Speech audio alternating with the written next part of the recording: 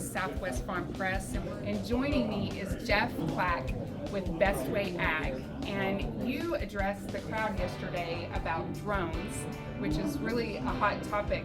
Tell us a little bit before you and I get started about this model and what you use this drone for.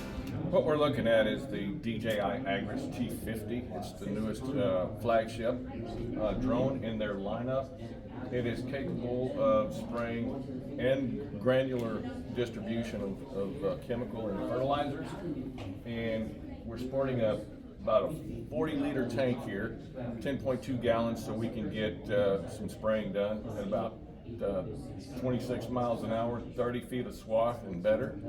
So this animal takes a 28-pound battery to stay up, and with a succession of 3 batteries to charge, we can keep running all day.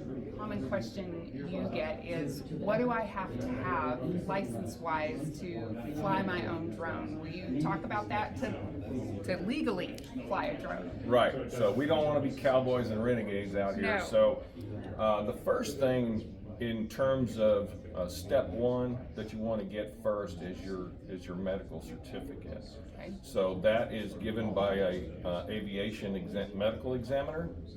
If that fails, the rest is pointless. Right, you So said we do get that that done first. first. We Right. get that done first, and then study and prepare for the Part 107 pilot certificate.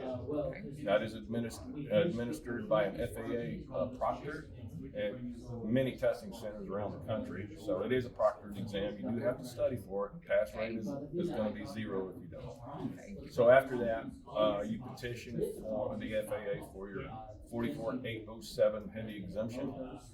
And once that is, it takes some time, so you got to kind of plan on about 6 months to get all this stuff I'm talking about.